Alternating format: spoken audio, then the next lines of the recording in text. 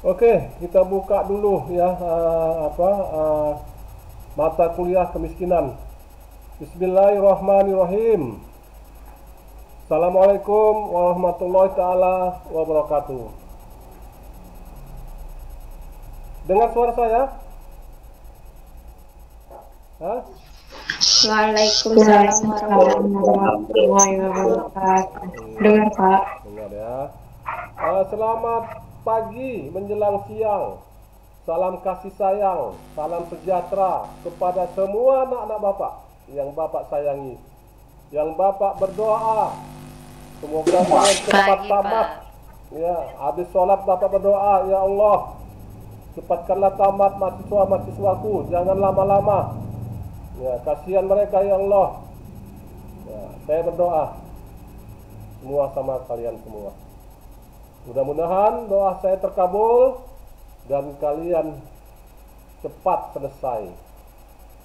Dan ini 2 semester berapa? Semester 6 kan? Ya, semester 6, tinggal berapa semester lagi. Harus tetap semangat. Harus tetap semangat. Jangan kendor. Gaspol kata Jokowi, iya kan? Jangan kasih kendor. Kita tetap semangat. Apalagi mata kuliah yang kita ambil adalah yang maksimal 24 SKS. Itu sudah maksimal. Jadi tuntutannya apa dengan 24 SKS? Tuntutannya adalah kalian harus rajin. Rajin kuliah, rajin belajar, rajin membaca, agar semua kalian ya cepat lulus. Dan satu hal yang Bapak ingatkan, yang tidak bosan-bosannya saya ingatkan, jangan sampai IP kalian di bawah 3. IPK, indeks prestasi kumulatif, di bawah 3. Kalau sudah IPK kalian di bawah 3, hancurlah dunia ini. Mau kemana kalian mencari kerja pun tidak diterima. Jadi jangan sampai IP kalian di bawah 3. Harus di atas 3 semua. Ya. Bisa tuh Pak di atas 3. Kenapa nggak bisa? Kumlot juga bisa. Ya, dengan cara ya, dengan cara harus ya belajar tadi. Ya, Putri Auriani, Putri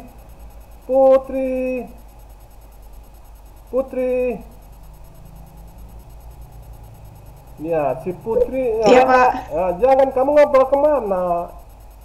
Siapa di sampingmu? Jadi nggak kosen saya jadinya ya, kan lihat kamu ngobrol-ngobrol Iya Pak. sama yang lain. Siapa pacarmu? Iya. Enggak Pak. Enggak, kalau ikut belajar nggak apa-apa, boleh loh. Ya kan, ada pacar sama-sama belajar, boleh. Nggak apa-apa. Iya Pak. Iya. Jadi apa? Jadi kita harus rajin belajar. Itulah anak Bapak ya. Jadi dalam kemiskinan kita juga bukan hanya belajar orang-orang miskin saja. Ya, kita tidak bukan itu saja yang kita belajar. Ya. Tapi orang miskin kaitannya dengan ekonomi, orang miskin dengan kaitannya dengan growth ekonomi, orang miskin hubungannya dengan ekonomi politik internasional. Nah, itu dia. Jadi bukan orang miskin itu saja kita bahas, tidak. Ya, kita kaitkan, kita hubung-hubungkan ya dengan masalah-masalah ya terjadinya kemiskinan. Itu yang kita bahas. Kalau hanya kemiskinan, ya hanya kebutuhan dasar, memenuhi kebutuhan dasar 2100 kalori, ya, yang disetarakan dengan saat ini 255.000 rupiah per orang per kapita. Bukan hanya sekedar itu. Kalau hanya kemiskinan hanya bicara itu, udah habis lah mata kuliah kita, sekali aja udah habis. Itu dia. Tapi bukan hanya sekitar itu. Jadi kita membicarakan tentang EPI, ekonomi politik internasional. Ya. Dalam EPI ini, ya, politik ekonomi internasional ini juga mempengaruhi kemiskinan. Ya, bagaimana politik internasional? Bagaimana negara-negara maju itu mengintervensi kekuasaannya ke negara-negara berkembang. Negara-negara berkembang ini tanda kutip negara miskin. Ya, negara berkembang itu termasuk Indonesia, negara berkembang, termasuk. Cuman tidak dibilangnya negara miskin, tetapi negara berkembang. Biar agak keren dikit, ya kan, agak keren dikit apanya, kata-katanya. Jadi tidak bilang negara miskin, Indonesia negara berkembang. Ya Ron ya, Roni? Iya. Itu dia. Jadi bukan, kalau bahasa kerennya bukan orang miskin, tapi orang yang belum beruntung. Nah, Indonesia dia suka begitu dia. Ya, jadi tidak dia apa? Nah, istilah-istilah itu dibuat disamar-samarkan sehingga kita pun samar. Ya, negara berkembang, negara miskin, dibilanglah kita negara berkembang. Orang miskin, dibilanglah orang-orang yang belum beruntung. Kalau orang-orang belum beruntung itu, ya semua kita seluruh Indonesia apa nih belum beruntung. Ada yang belum beruntung, tapi dari sisi mana belum beruntung? Ya, jadi makanya kita ini selalu dibuat bayang-bayang istilah, tidak langsung dia fokus kepada masalahnya.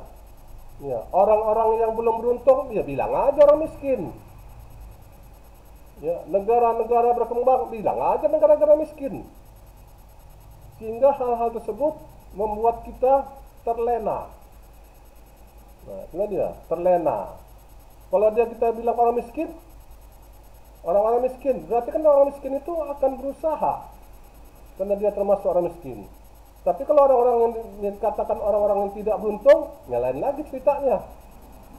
Ya, jadi kemiskinan ini ya ada kaitannya dengan EPI, ekonomi politik internasional. Nah, ekonomi tentang intervensi negara-negara maju. Ya, politik adalah kekuasaan negara-negara maju. Kita balik lagi yang pertama, ekonomi. Ekonomi itu adalah kekayaan. Bagaimana negara-negara maju itu mengintervensi negara-negara berkembang untuk menghasilkan kekayaan dari negara-negara maju, dari negara-negara tertindas. Ya, kalau dia kekuasaan, ya berarti kalau dia sudah mengintervensi ekonomi suatu negara, maka dia akan lebih leluasa ya mengintervensi negara tersebut. Kalau zaman dulu kita ya zaman nggak enak dulu, kita dijajah oleh Belanda 2,5 abad, jajah Jepang 2,5 tahun, ya itu yang dijajah secara fisik. Yang saat itu terjadi secara fisik, kita disuruh kerja paksa, ya disuruh tanam ini tanam itu dengan kerja paksa atau rodi. Kalau sekarang penjajahannya lain lagi, bukan lagi fisik, tapi penjajahan ekonomi. Penjajahan ekonomi ini lebih sadis dari penjajahan fisik. Dihancurkannya sendi-sendi kehidupan kita. Dihancurkannya sendi-sendi kebudayaan kita. Itulah penjajahan ekonomi. Sehingga apa? Akibatnya orang miskin bertambah banyak. Itulah dia bahayanya penjajahan ekonomi. Pertumbuhan ekonomi, growth ekonomi, negara-negara yang dijajah secara ekonomi akan melambat, bahkan tidak berkembang sama sekali. Akibatnya apa? Akibatnya orang miskin akan bertambah. Orang miskin akan bertambah hingga kita tidak lagi berpikir tentang kemajuan, sehingga rakyatnya tidak berpikir lagi tentang hard skill, ya. Kita tidak berpikir lagi macam mana melepaskan diri dari kemiskinan. Itulah bahayanya penjajahan secara ekonomi. Kalau kita lihat, nggak usahlah di negara dunia ini, kita ambil contoh yang sederhana. Kita punya uang, ya, kita punya uang, kita punya duit, ya. Banyak orang yang minta tolong sama kita, tolong dong utang dulu, tolong dong utang. Ya. Mereka minta tolong sama kita, sehingga kita berikan mereka utang-utang tersebut. Akibatnya apa? Mereka bisa kita setel, mereka bisa kita pengaruhi, dan mereka bisa kita jajah. Ya. Kenapa? Karena mereka itu sudah, ya, tertanam budi kepada kita, sehingga hidup dia akan bisa kita setel. Hari ini kau hujan kerja, datang ke rumah saya, pasti dia datang. Tolong belikan dulu saya baju di pajak petisah, dia pergi belinya. Tidak bisa menolak kemauan kita. Itu adalah skop kecil. Skop besarnya apa? Skop besarnya tadi, negara-negara maju mengintervensi, menjajah negara-negara miskin. Itulah dia, ya, ekonomi politik internasional. Jadi kalau misalnya ekonomi kekayaan, bagaimana negara-negara maju tadi, ya, negara-negara maju tadi mengintervensi kita, ya, sehingga dia bebas leluasa menjajakan barang-barangnya kepada kita. Nah, kita tidak benarkan sama mereka, ya, menarik pajak dari barang-barangnya. Tidak dibenarkan sama mereka. Sehingga kalau kita menjual barang-barang dari luar negeri tadi, ya, kita tidak dapat apa-apa. Negara tidak dapat apa-apa. Negara tidak dapat, ya, pendapatan dari barang-barang tersebut. Ya, karena negara-negara maju tadi mengintervensi, jangan lagi ditarik pajak kalau kami menjual produk di negaramu. Apa yang terjadi? Sudah rakyatnya miskin, negaranya juga miskin. Itulah bahayanya intervensi dari suatu negara maju. Kalau kita lihat negara maju, sekarang ini negara-negara maju itu di samping Amerika CS dengan kroni-kroninya, dengan negara-negara Eropa, ya, negara-negara maju. Sekarang ini sudah timbul lagi negara-negara maju yang lain. Jadi sekarang negara-negara maju Eropa dan Amerika CS tadi itu sekarang ketar-ketir terhadap kemajuan dari negara-negara Asia. Kita ambil contoh negara Cina, ya, sudah mulai berkembang. Ya, Jepang sudah mulai mengimbangi kemajuan dari Amerika dan sekutunya. Korea juga begitu. Ya, jadi masing-masing negara ini pengen semua mengintervensi negara-negara miskin. Apalagi negara miskin seperti kita yang penduduknya banyak, ya, yang tenaga kerja tersedia dengan banyak, murah lagi. Nah, itulah tenaga kerja kita yang dia tidak mempunyai skill, sehingga bisa diberikan berapa saja gaji. Itulah dia dari sisi penjajahan secara ekonomi. Dalam ekonomi politik tadi, ya, dikenal dengan nama merkantilisme, ya. Ekonomi harus sebagai satu tujuan dari suatu negara. Kalau negara kita, ya, harus dibuat rencana-rencana strategis yang dapat, ya, memajukan ekonomi bangsa kita. Nah, untuk itu disusunlah sub-sub rencana strategis ini, pembangunan ekonomi yang merata. Itu tercantum dalam APBN kita, ya, dengan tingkat Gini rasio. Ya, Gini rasio itu apa? Gini rasio adalah ketimpangan pendapatan antara si kaya dan si miskin. Kalau saat ini Gini rasio sangat tinggi sekali, perbedaan antara yang kaya dan si miskin itu sangat besar sekali. Itulah ciri-ciri negara berkembang ini.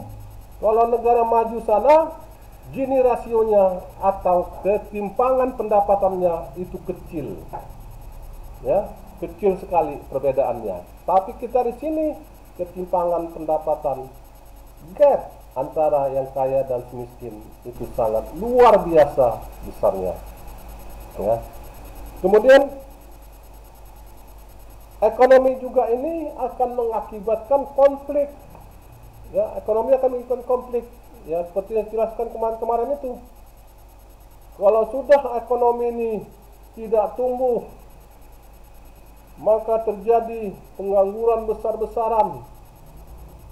Apalagi ekonomi ini pertumbuhannya minus, akan terjadi PHK besar-besaran yang mengakibatkan, ya, legitimasi pemerintah di mata rakyatnya akan menurun dan kriminalitas akan terjadi di mana-mana. Kemudian ada namanya ekonomi liberal. Jadi ekonomi pasar sebagai yang utama.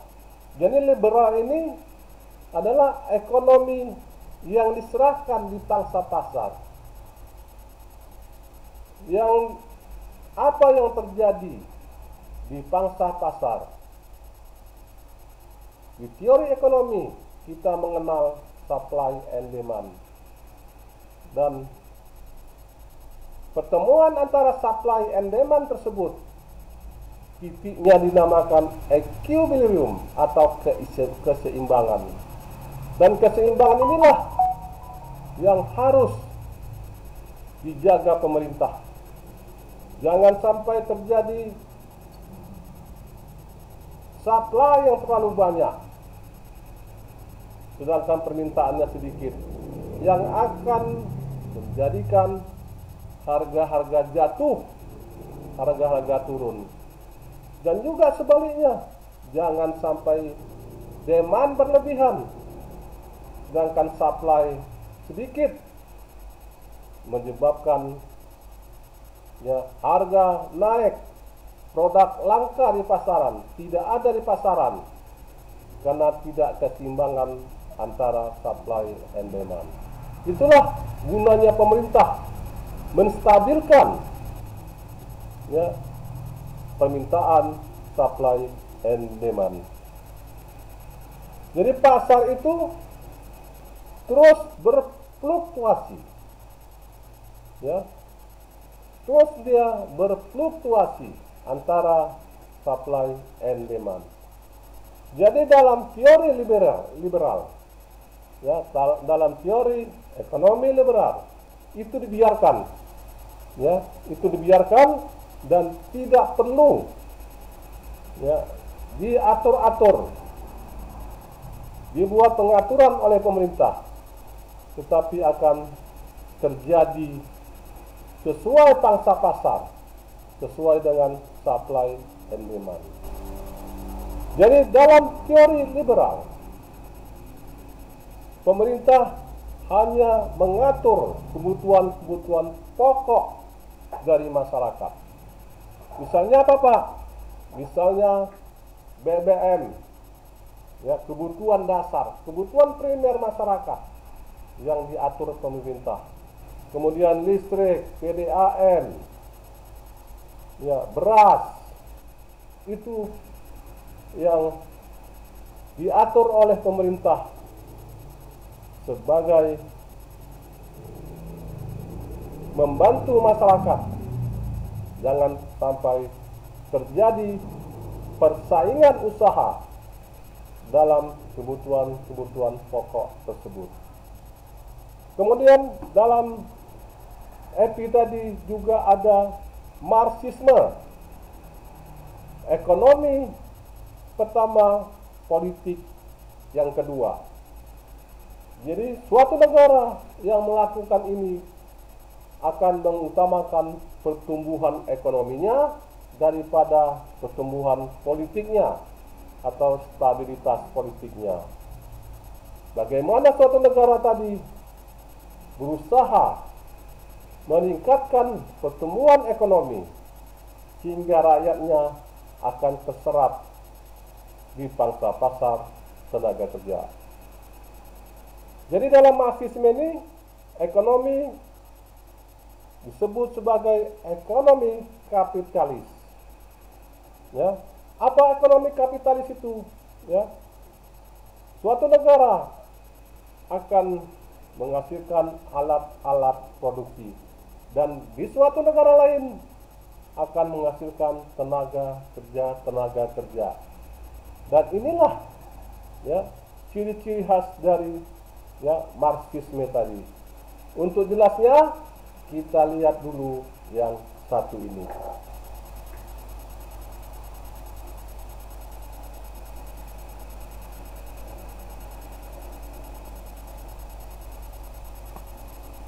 Ya, kemiskinan dan pemerataan, ya, sudah saya jelaskan tadi. Ada paham realis, liberalis, dan strukturalis, ya. Apakah EPI itu? Ya, ekonomi internasional, ya, yang berhubungan kompleks antara ekonomi dan politik, antara negara dan pasar dalam konteks internasional. Mengapa adanya EPI? Ya, EPI itu adalah pasar modern didasarkan aturan politik, ya, untuk menghindari munculnya pasar ilegal. Ya.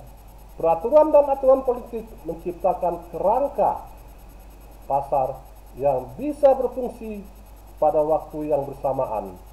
Kekuatan ekonomi merupakan dasar yang penting untuk kekuatan politik. Nah, inilah mengapa EPI ini terjadi. Ya, ini akan mengantisipasi munculnya pasar-pasar ilegal. Ya, seperti yang kita ketahui bahwa pasar-pasar ilegal itu kalau terjadi di suatu negara tidak menghasilkan, ya, pendapatan bagi negara. Dengan arti yang lain bahwa barang-barang yang ilegal luput dari penetapan pajak sehingga negara tidak dapat, ya, menarik pajak dari barang-barang tersebut, dan pendapatan negara akan minus tentang pasar-pasar ilegal. Dan inilah yang diatur. Jangan sampai munculnya pasar-pasar ini, dihindari pasar-pasar ini.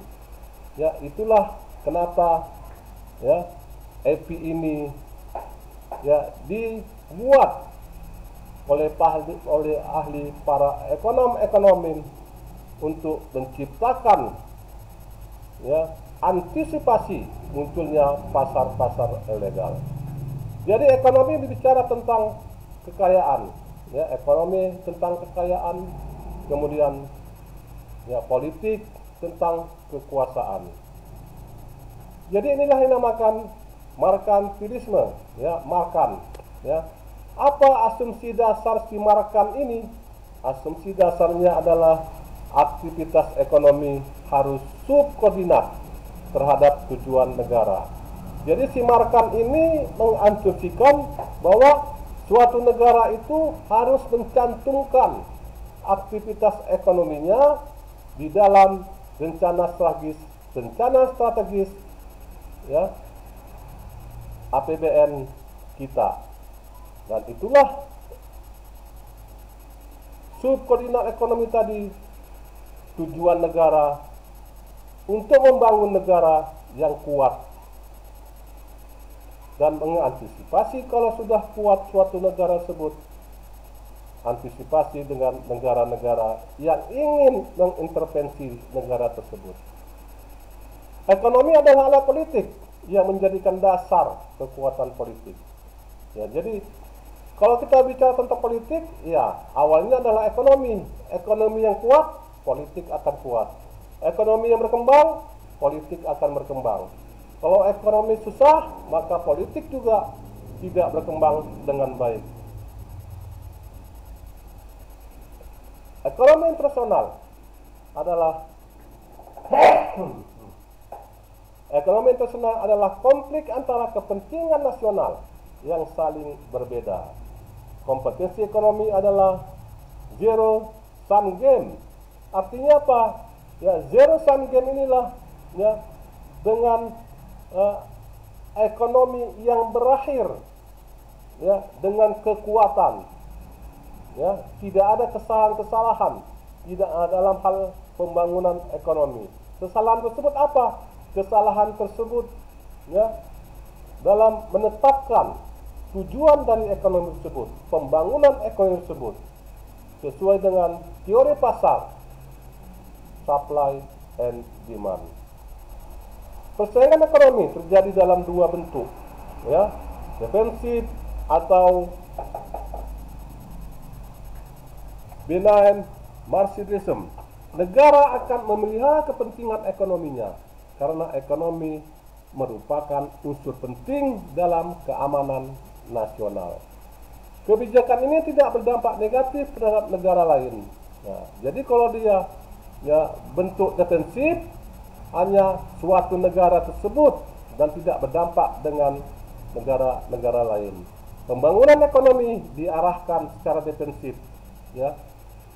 Tenaga kerja diberdayakan, kemudian dibuat ya padat karya, di mana-mana dibuat padat karya sehingga tidak berdampak terhadap negara-negara lain. Itu yang defensif. Kemudian agresif, ya, negara berusaha mengeksploitasi ekonomi internasional melalui kebijakan ekspansif, ya. Jadi yang agresif ini, kalau dia defensif ini adalah pembangunan ekonomi di dalam negara ini tidak berdampak kepada yang lain, ya. Kalau dia pembangunan ekonomi secara agresif akan berdampak kepada yang lain, negara lain. Seandainya kita negara-negara maju tadi, ya, ataupun contohnya kita yang mempunyai tenaga kerja yang banyak, ya, sedangkan negara tetangga kita, Malaysia, membutuhkan membutuhkan tenaga kerja yang banyak.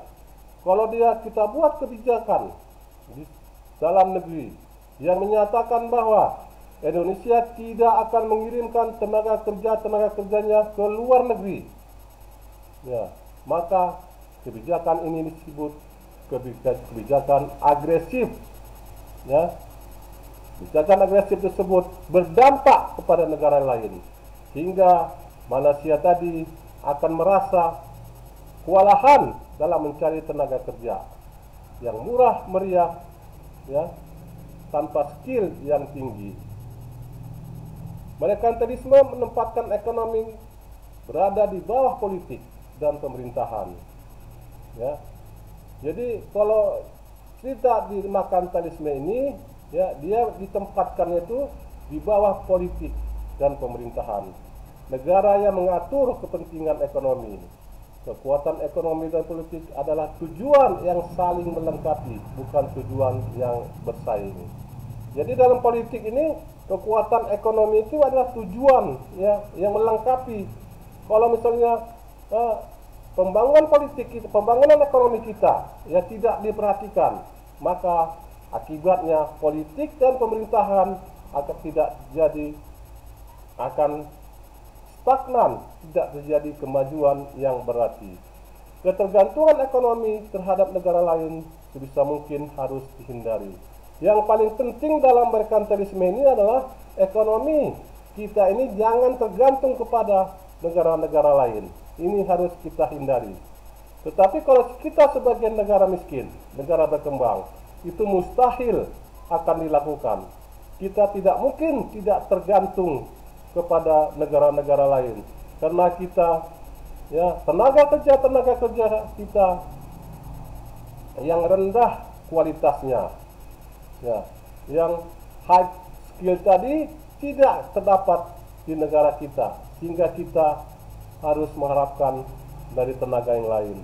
Kita juga butuh investasi yang besar, sedangkan kita tidak mempunyai uang atau dana yang harus membiayai investasi tersebut, sehingga kita meminjam utang ke negara-negara luar negeri, sehingga ketergantungan ekonomi kita tergantung kepada negara-negara adidaya tersebut. Ketika terjadi pertentangan antara kepentingan ekonomi, kepentingan keamanan, maka kepentingan keamanan harus diprioritaskan. Kalau terjadi pertentangan ekonomi dalam suatu negara akibat dari kebijakan ekonomi berbenturan dengan pertimbangan keamanan, maka harus pertimbangan keamanan yang lebih diutamakan daripada pertimbangan ekonomi. Kalau kita lihat hubungannya antara hubungan antara ekonomi dengan politik, maka politiklah yang menentukan. Kalau dia aktor utama atau unit analisisnya adalah negara, sifat hubungan ekonominya konfliktual atau zero sum game. Tujuan ekonomi ialah kekuatan ekonomi. Ini yang liberal. Yang liberal ini yang dikatakan oleh Adam Smith. Adam Smith mengatakan ekonomi pasar adalah sumber utama kemajuan, kerjasama, dan kesejahteraan. Jadi Adam Smith ini dalam teori liberal itu mengatakan kemajuan, kerjasama, dan kesejahteraan itu yang paling utama. Menyoroti itu Adam Smith tadi. Kalau dicampur tangan politik dan perdagangan negara, ada hal yang tidak ekonomis. Kalau suatu negara mencampuri urusan ekonomi terlalu dalam, maka pertumbuhan ekonomi tidak berkembang semestinya, dan itu tidak ekonomis, seperti yang dikatakan oleh Adam Smith, yang menyebabkan kemunduran ekonomi karena tidak berkembang, dicampuri semua oleh negara, diatur semua oleh negara. Itu yang dikatakan oleh Adam Smith dalam liberal ekonomi. Pasar cenderung berekspansi secara spontan untuk memuaskan kebutuhan manusia. Jadi pasar itu antara equilibrium, antara supply and demand. Itu tidak bisa jangan diatur-atur oleh pemerintah. Dibuat kebijakan-kebijakan diatur oleh pemerintah sehingga tidak berkembang pasar tersebut. Jadi dikatakan oleh si Adam Smith tadi, biarkan berkembang pasar tersebut, biarkan berkembang, jangan diatur-atur. Itulah ekonomi liberal. Jadi asumsi dasarnya ekonomi pasar adalah lingkup otonom masyarakat yang berjalan sesuai dengan hukum ekonomi. Pertukaran ekonomi adalah positif sum game, yang berakhir dengan pertumbuhan. Sum game ini positif sum game yang berarti yang berakhir dengan pertumbuhan ekonomi. Jadi pertukaran ekonomi adalah pertumbuhan ekonomi. Setiap orang mendapatkan keuntungan lebih dari yang mereka harapkan. Jadi itu positif sum game ini yang positif. Jadi seseorang melakukan kegiatan ekonomi yang pasti mendapat profit, dan profit itu akan didapatkannya melebihi apa yang diharapkan oleh mereka. Pasar akan cenderung memaksimalkan keuntungan. Kemudian ekonomi internasional harus didasarkan pada perdagangan bebas. Itu asumsi dasar si Adam Smith, ya. Ekonomi itu ya harus pedagang bebas, bebas dia. Jangan dia teratur, ya. Kemudian pedagang kan bebas. Ekonomi ya liberal klasik. Dia menganut sistem ekonomi liberal klasik kalau dia perdagangan bebas. Perdagangan bebas dari segala bentuk hambatan dan peraturan politik. Jadi kalau perdagangan bebas itu dia bebas dia, ya, tidak dikenakan pajakan berlebih-lebihan, ya, tidak dikenakan area-area yang tidak dapat dimasuki oleh produksi-produksi yang dibuat oleh suatu negara, ya, bebas. Kemudian di samping ekonomi liberal klasik ada yang dinamakan neoliberal atau ekonomi liberal. Tidak berarti ketiadaan peraturan politik, negara hanya menyiapkan fondasi minimal yang dibutuhkan bagi pasar agar berfungsi secara tepat. Ini kita lihat hubungan antara ekonomi dan politik, ya. Kalau dia hubungannya antara ekonomi dan politik, pasti ekonomi yang otonom, yang bebas, ya, tidak diintervensi. Ya, aktor utamanya adalah siapa? Aktor utamanya dalam ekonomi, dalam hubungan aktor antara ekonomi dan politik adalah individu dan perusahaan.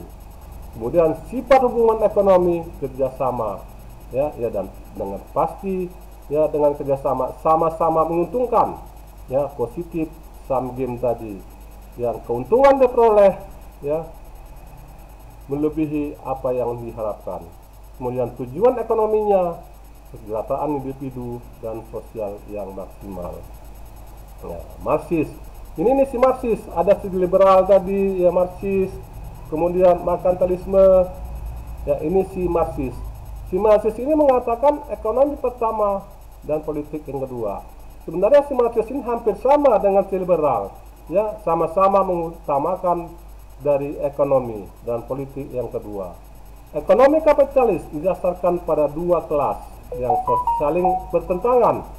Satu kelas tulus yang memiliki alat-alat produksi seperti yang saya katakan tadi, bahwa ekonomi kapitalis itu ada dua ya kelas yang berbeda. Yang satu menghasilkan tenaga kerja dan yang lain menghasilkan produk-produk dari tenaga kerja tersebut. Kemudian keuntungan kapitalis berasal dari eksploitasi buruh. Kapitalis berarti kemajuan dalam dua hal, ya, yang menghancurkan hubungan produksi yang sudah ada, seperti feodalisme, buruh bebas menjual tenaganya dan mencari upah tertinggi sebisa mungkin. Ini yang kapitalis. Yang kapitalis ini dia bukan berfokus pada produksi, tapi berfokus kepada tenaga kerja tadi dibuat high skill, ya, sehingga dia bisa menjual tenaganya dan mencari upah tertinggi dimanapun negara lain yang membutuhkannya. Dan daya tawar dari high skill tadi akan menjadi primadona yang pertama. Kemudian kapitalis memuluskan jalan bagi revolusi sosial, di mana alat-alat produksi akan diambil alih oleh kontrol sosial untuk kepentingan kelas yang menjadi mayoritas. Kemudian yang materialis, ya, yang materialis ini produksi ekonomi merupakan dasar bagi semua aktivitas manusia, ya. Jadi kita lihat di sini apa sih pandangan si Marx tentang CFP tadi, ekonomi, ya, politik internasional, ya. Negara tidak otonom karena diatur oleh kepentingan kelas pengusaha. Jadi si Marx ini berpandangan, ya, CFP ini katanya di negaranya mengatur-ngatur, ya, penguasanya mengatur-ngatur kepentingannya, ya, tidak otonom kata CFP, ya. Negara kapitalis diatur oleh kepentingan. Ya, jadi semua diatur-aturnya. Ini pandangan si Marx. Itu CFP itu semua ekonomi politik internasional diatur-atur oleh negara. Sehingga persaingan negara harus dilihat konteks ekonomi, yaitu kelas kapitalis dari negara yang berbeda. Sehingga setiap negara ini akan berusaha, ya, menancapkan pengaruhnya di negara-negara berkembang. Kalau dia gagal menancapkan pengaruhnya, maka dia akan, ya, terjadi, ya, jurang kemiskinan di negara tersebut dan tidak lagi maju, tetapi negara tersebut akan memiliki kemiskinan yang tinggi. Sebagai suatu sistem ekonomi, kapitalis bersifat ekspansif, ya, mencari pasar baru dan keuntungan lebih. Jadi kalau si Marx ini mengatakan dalam EP ini, ya, itu negara-negara itu tidak stagnan, dia akan mencari pasar-pasar baru. Mana negara-negara yang miskin-miskin ini dicari sama dia. Kalau negara-negara yang kaya dibuat miskin sama dia, sehingga ada pangsa baru. Ya, itu namanya globalisasi ekonomi yang dijalankan, ya, oleh perusahaan-perusahaan transnasional di negara-negara maju tersebut. Kesimpulannya apalah? Kesimpulannya yang dapat diambil adalah ekonomi adalah situs eksploitasi dan ketimpangan antar kelas sosial. Kemudian politik ditentukan oleh sosioekonomi. Kelas ekonomi yang dominan juga dominan secara politik. Ya. Jadi itulah, ya, itulah dari si EPI tadi, ya, EPI tadi, ya, ekonomi politik internasional tadi, ya, itu bagaimana caranya, ya, jangan sampai negara itu, ya, membuat kebijakan-kebijakan, ya, sehingga si EPI ini, ya, ekonomi politik internasional ini bisa berkembang sesuai pangsa pasar. Ya. Kalau sudah pemerintah ikut campur dalam perdagangan tersebut, maka sosial ekonomi ataupun growth ekonomi tidak akan berkembang seperti yang diharapkan. Kalau sudah tidak berkembang ekonomi, di balik-balik itu terjadilah kemiskinan. Nah, itulah dari saya, anak bapak semua, ya. Yang ingin bertanya silakan. Hampir 1 jam sudah saya ngomong ngalur ngidul, iya kan? Nah, sekarang kita ingin bertanya, anak bapak semua. Sebelum kita bertanya, ya, buat absennya di WA. 1, ya, nomor 1, ya, 2, 3, nama dan NIM. Misalnya si Sela nomor 1, Sela Nurul Fadila dalam kurung NIM-nya. Nomor 2, lanjutkan. Ya, buat absennya di grup. Saya beri kesempatan 10 menit paling lama. Assalamualaikum, Pak. Tunggu absennya udah. Buat absennya dulu, ya. Belum, Pak. Pak, saya Rindi. Iya. Saya izin keluar duluan ya, Pak. Oh, boleh berapa hari?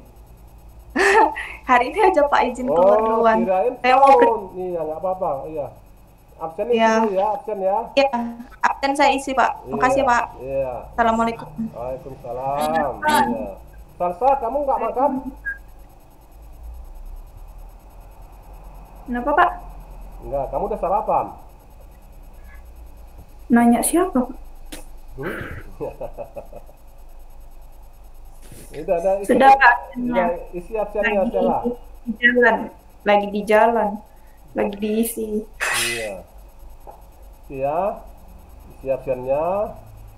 Yang mau minum dulu, haus juga ya kan?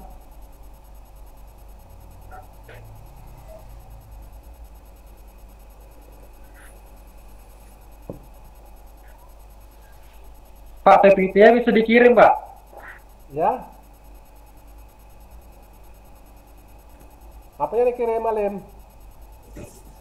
Materinya, Pak, materi. Iya, nanti Bapak kirim ke portal. Karena di portal belum bisa masuk. Ya, Bapak kirim materi berapa kali-kali belum bisa masuk. Nanti Bapak kirim. E-learning kan, Pak? Iya. Iya.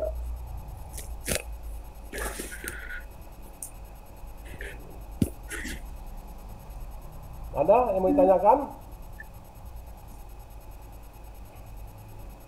Jadi menurut penelitian Bapak kemarin itu melakukan penelitian, ya, mengadakan penelitian, ya, faktor-faktor yang menghambat pembelajaran daring itu saya masukkan di jurnal. Sinyal.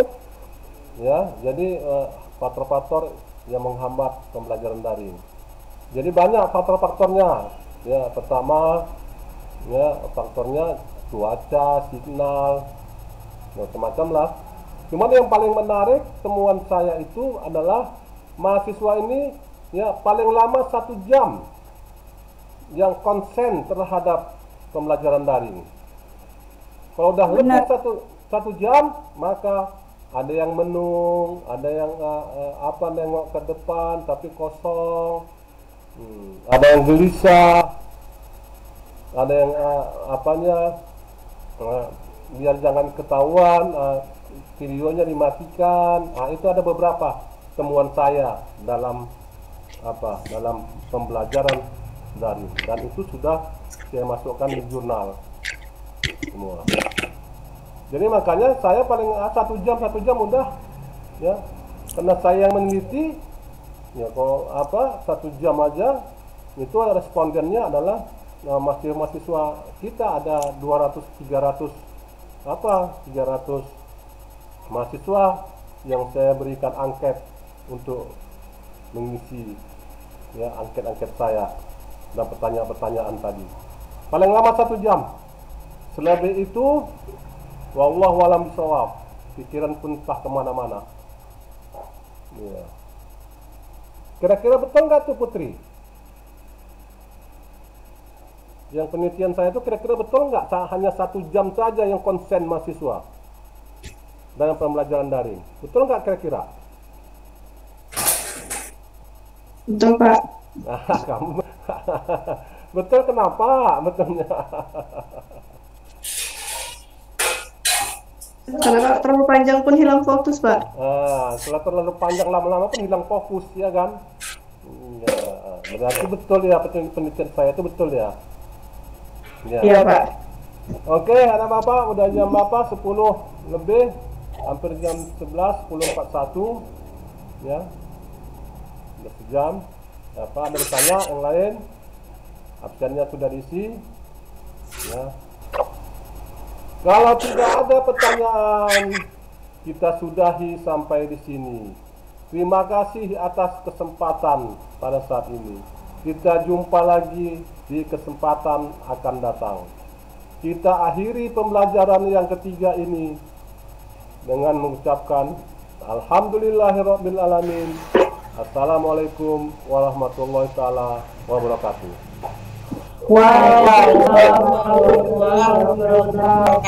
Dan selamat pagi menjelang kepada semua anak dan bapak. Ya, kita kembali ke